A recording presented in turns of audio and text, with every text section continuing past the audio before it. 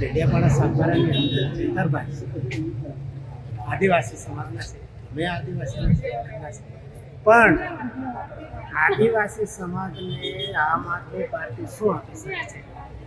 અમારો એક જ માણસ ચૈતર સાહેબ, બરાબર, દિલ્હી સુધી તો ભાજપ જ સીટ, તો ફાયદો હામાં દેખાય છે? મેં બી તાલુકા પંચાયત જિલ્લા પંચાયત સરપંચની ચૂંટણી લડો. ઈચ્છા તો થાય છે ને તાલુકામાં બધામાં લડવાનું, તો પણ પૈસા નહીં ને અમારા પાસે. તો અમે તો નાના માણસો, ગરીબ માણસો કહેવાય. શું કરો તમે? ક્યાં ગામ? બોરી તમે જાઓ યાર. એનો સંબંધ સારો બનતો હોય તો એ લોકોનું કરીએ એમ, એટલે આપણા જો સંબંધ ના હોય તો નથી કરીએ, એટલે નેતાઓ બી સંબંધ જોવે, જોઈએ એમ ત્યારે એટલે એમના સગાને વધારે રાખે. ઘરે રાખી દઈએ એમ, આપણા સગા ના હોય તો આપણે ના રાખીએ, એવું બી કરવું પડે. સ્થાનિક સ્વરાજ એટલે કે સ્થાનિક સ્વરાજની જે ચૂંટણી છે એ ચૂંટણીની અંદર શહેરી વિસ્તારનો માહોલ તો હોય છે, પરંતુ ગામડાનો કેવો માહોલ છે અને ગ્રામ્ય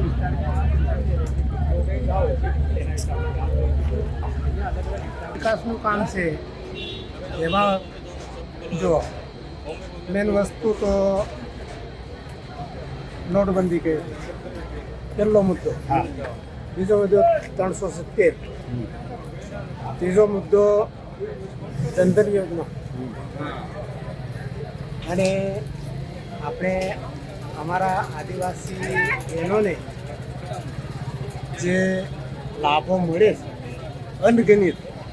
અનગિનત ભાજપ સરકાર આવી ત્યારેથી, તો બાકી અત્યારે 54 વર્ષની ઉંમર છે મારી. 54 વર્ષ 54 વર્ષ પણ લાગતી નહીં ઉંમર, જુવાન જ લાવો એકદમ. 54 વર્ષની ઉંમર છે, બધું જ જોયેલું છે. અમારા પપ્પા એક્સપાયર થઈ ગયા કોંગ્રેસ સરકારની અંદર, કોઈ લાભ નથી. 14 પછી જે મને મળ્યું ત્યારે આટલું તમારા હાથે દેખાય.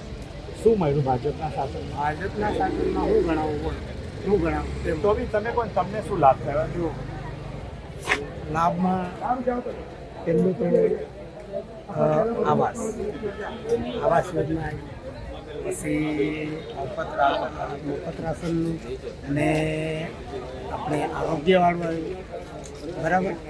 પછી શિક્ષણ માટે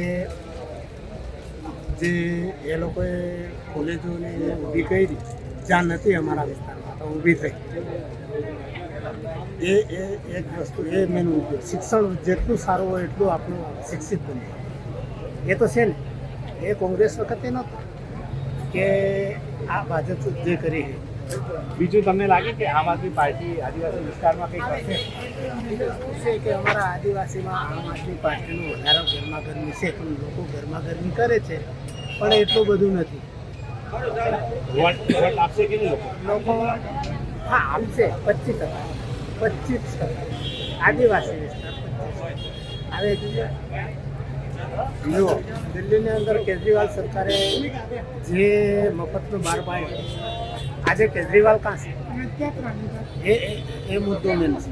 હવે અમારા જાણ્યા મુજબ અમારા ડેડિયાપાડા સાગબારાની અંદર ચેતરભાઈ આદિવાસી સમાજના છે, મેં આદિવાસી સમાજના છે, પણ આદિવાસી સમાજને આમ આદમી પાર્ટી શું આપી શકે છે? અમારો એક જ માણસ ચૈતર સાહેબ, બરાબર, દિલ્હી સુધી તો ભાજપ જ સીટ, તો ફાયદો હામાં દેખાય છે? માણસ સીધું જોઈએ કે નહીં જોઈએ? માણસ જોઈએ કે નહીં? અહીંયા હું મળવાનું છે નહીં. એટલે ભાજપ તમે જો કે આ ભાઈ આપણી સાથે બીજું અમે ફોર્મ ભરવા નહીં આવ્યા ભાઈ, જમીન સંપાદનમાં આવ્યા છે. અમે પહેલા પૈસા મળવાના તે જમીન સંપાદન. હા. મત તો આપો ને તમે. મત તો આપવાનું ને, લે મત તો આપવાનું છે, મત તો બધાને આપવાનું છે. હવે યોગ્ય લાગે તેને આપવાનું હોય. પણ કેવો માણસ ગમે તમને? ઉમેદવાર ગમે કે પાર્ટી ગમે? ઉમેદવારને ગમવું જોઈએ. ઉમેદવાર પાર્ટી તો પાર્ટી બી વિચારવું પડે. પાર્ટી પછી આધારે પેલો ઉમેદવાર બી આપણને થોડું લાગવું જોઈએ કે આ કામ કરે એવો માણસ છે. હા, કામ કરે એવો માણસ હોય એને આપવાનું હોય. પછી જેવાને તેવા પકડીને મૂકી દેવાના, કોઈ કામ કરતા નહીં. પછી તમને કેવો કયા નેતા ગમે? એ બધું નહીં ખબર. નેતા તો કોઈ ગમતા હશે ને તમારે? એ બી કોઈ નેતા ગમતા નહીં. બધા હરકત બધા પોતપોતાના કરવા માંગે છે. પછી અમારા ગરીબો માટે કોઈ જોતું નહીં. બધા નેતા પોતાનું કરે એવું હા, જેવું બધા અમારા ઊભા થઈ જશે, તાલુકા જિલ્લામાં ઊભા થઈ જશે, પછી એ પોતાનું જ કરે. પછી આપણામાં તો કોઈ જોતા નહીં. પણ તમે વટતો આપો ને પણ. તો પછી વટ કોને આપો? એ તો અમે આપીશું જ ને વટતો. તો બી કદાચ ના, એ તો એમની હમણાં લાગશે ને કોઈ આ માણસ સારો છે તો પછી યોગ્ય લાગે એમને આપી દઉં. તો બી કયા નેતા ગમે એમ બધા? ના, એ કોઈ એવા તો કોઈ ગમતા જ નહીં. કોઈને તો ગમતો નહીં એમને તો. કોઈ નહીં ગમે. ના, એ તો કોઈ ગમતા જ નહીં. તમને નહીં થતું કે તમે બી તાલુકા પંચાયત જિલ્લા પંચાયત કે સરપંચની ચૂંટણી લડો તો? ઈચ્છા તો થાય છે ને તાલુકામાં બધામાં લડવાનું, તો પણ પૈસા નહીં ને અમારા પાસે. તો અમે નાના માણસો, ગરીબ માણસો કહેવાય. શું કરો તમે? કયા ગામના? બોરી તમે જાઓ યાર. તો તમે શું મજૂરી કેમ? ગુજરાતમાં આપણે પાસે એક બેન છે. શું નામ? મત આપવા આવતો નહીં સર? શું કરવા શરમાય? એને મત આપવું પડે. મત આપો. તો તમે મત આપવા જાઓ તો માણસને જુઓ કે વ્યક્તિને? જે ભાઈ હોય તેને જોવું પડે. તેને જોવું પડે. અને તમે સરપંચની ચૂંટણી કે જિલ્લા તાલુકાની ચૂંટણી હોય તો જિલ્લા તાલુકાની કે સરપંચની ચૂંટણી હોય તો પક્ષ જુઓ કે પછી નેતા જુઓ? નેતાજી જવું પડે. પક્ષથી જોવો પડે. કયો પક્ષ ગમે આમ? એ આપણે જે આપવું હોય તે આપવું જોઈએ. એમાં હું છે. પણ કોઈ પક્ષ તો ગમતો હશે ને તમને? પક્ષ કોઈ ગમે? પક્ષનું નામ તો કહો, કદાચ ગમતો હોય ના ગમતો હોય કેવી કહો. કયો ગમે પક્ષ? કયો ગમે? કયો પક્ષ ગમે? એ તો નહીં કહેવાય ને. હે? એ થોડું કહેવાય.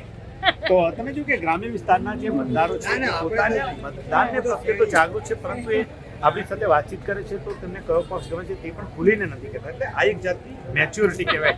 પરંતુ બેન, ખાસ કરીને તમે કયા ગામના છો અને મત આપવા જાઓ તો તમે પહેલું શું જુઓ? મત આપવા જાઓ પહેલું શું જુઓ?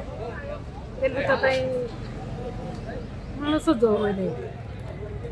પછી અને મોટી પંપી મોટી ના ઉમેદવારને તેને જોવું પડે જોવું એમ. પડે.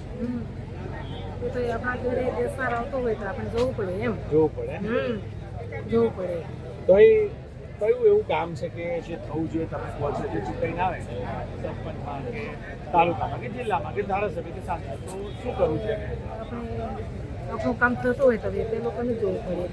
એવું છે. હા, આપણું કામ કંઈ કર્યું હશે કે કંઈ આપણને પછી એને લોકોને જ આપવું પડે. આ બધા વિડીયો મૂકે વોટ્સઅપમાં એ બધું જોઈએ જ ને. તમે જુઓ? વાપરો? વાપરતા નહીં પણ આવું જોઈ લઈએ. વોટ્સઅપ વાપરો તમે? વાપરો? વાપરીને. વાપરો?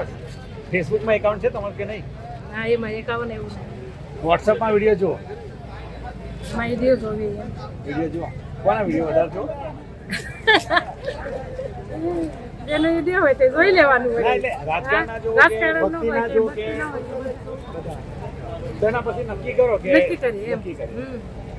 તો ચૂંટણી પ્રચાર કરવા માટે જે પ્રચાર કરવા માટે નેતા આવતા હોય છે તો તમે વિડીયો જોઈને નક્કી કરો કે પછી એને ચકાસો કે એનો વિડીયો આવ્યો હોય એ જુઓ કે પછી એને ચકાસો કે ભાઈ આ બરાબર માણસ છે કે નહીં? એ સકાવું છે એમ. બરાબર માણસ છે કે નહીં. તો એ કેવા હોય નેતા અત્યારના અને પહેલામાં શું ફરક લાગે? પહેલાના તો એવા જ છે, હમણાંના સારા આવે. પહેલા નતા ને કેવા હતા? પહેલાના જે હારા જ હતા ને.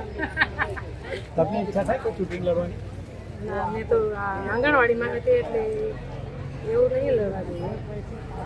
બીજું બેન, આમ આદિવાસી વિસ્તારમાં આપણે છે, તમે આદિવાસી વિસ્તારમાં છો, તમે પોતે આદિવાસી નેતાઓ પ્રજા માટે જે વાત કરતા છે કોંગ્રેસ હોય, ભાજપ હોય, આમ આદમી પાર્ટી આદિવાસીઓનું કામ કરે છે કે નહીં અને કરે છે ખરા? અને તમને શું લાગે કયા થવા જોઈએ? એ તો આદિવાસી બી એનો સંબંધ સારો બનતો હોય તો એ લોકોનું કરે એમ. એટલે આપણા જ્યાં સંબંધ ના હોય તો ના બી કરે. એટલે નેતાઓ બી સંબંધ જોવે, જોવે એમ. ત્યારે એટલે એમના સગાને વધારે રાખે એવું? વધારે રાખે એવું એમ. આપણા સગા ના હોય તો આપણે ના રાખીએ એવું બી કરવું હોય. મતલબ એ નેતાઓ જે છે એ પોતાના સગાને જોવે કે પાર્ટીને જોવે? પાર્ટી નથી લોકોનું હોય ને સારા માણસ પાર્ટીને નહીં જોઈએ. તો તમને કયા નેતા ગમે? જે નેતા બેતા લઈ લે. હજી ના. એવું કંઈ નહીં. તો બી એમ ધારો કે આપણે ગુજરાત દેશ કે પછી જિલ્લા બધા બહુ નેતા છે, તમને જે ગમતા કોઈ બે ચાર નેતા છે તમે જિલ્લાનું વિડીયો બી જોતા- ને બધા. હા તો આમ તમને કોઈ 4-5 નેતાઓમાં કોણ ગમે? 4-5 નેતાઓમાં ગુજરાત બી ને આ જિલ્લો ના, નેતા કોણ ગમે આમ? કોઈ ગમતા હોય તો જેવી રીતે કે કોઈને એક્ટર ગમતો હોય નહીં, લોકો કે તમને આ એક્ટર ગમે, પેલો એક્ટર ગમે, કોઈ કે છોકરા ક્યાં જુવાનિયા ગમે. એ બધી વાત તમને એવું હોય ને કે ભાઈ કોઈ નેતા ગમતા હોય કે ભાઈ સારું કામ કરે છે, તો એવો કોઈ છે કોઈ? છે જ નહીં. કોણ? સરપંચમાં સરપંચ? છે. સરપંચ કરે છે. હા. અમારે જે કામ હોય તેને સરપંચને કહેવા જોઈએ. તો તમે જોયું કે ગામડામાં આજે પણ જે સરપંચનું કેટલું મહત્વ છે એ મહિલા મતદારે કીધું. ત્યારે તમે જોયું કે જે અહીંયા મતદારો છે, આપણે આદિવાસી વિસ્તારની અંદર છે ને, આદિવાસી વિસ્તારના મતદારો સાથે વાત કરી, આ મહિલા મતદાર હતા એમની સાથે ખાસ આપણે વાત કરી. તો આદિવાસી વિસ્તારની અંદર ચૂંટણીને લઈને ગરમાગરમ માહોલ છે, લોકો મતદાન કરવા માટે પણ એલર્ટ છે અને મતદારો જે છે આદિવાસી વિસ્તારના મતદારો એ ખુલીને કહેતા નથી કે તે કઈ પાર્ટીનું સમર્થન કરે છે. એટલે ચોક્કસ કહી શકાય કે નર્મદા જિલ્લાની રાજનીતિમાં મતદારો જે રીતે નેતાઓ પણ એક્ટિવ છે, આખા બોલા છે, નેતાઓ પણ મતલબમાં પોતાની વાત ખુલીને કરતા હોય છે, તેમ મતદારો પણ ભારે જાગૃત છે અને પોતાની વાત કોઈને ખબર ના પડે એ પણ એક એમની રીતે પોતાની વાતચીત આપણી સાથે કરી તેમ જોવા મળ્યું છે. નરેન્દ્ર પેપરવાલા, ગુજરાત તક, નર્મદા.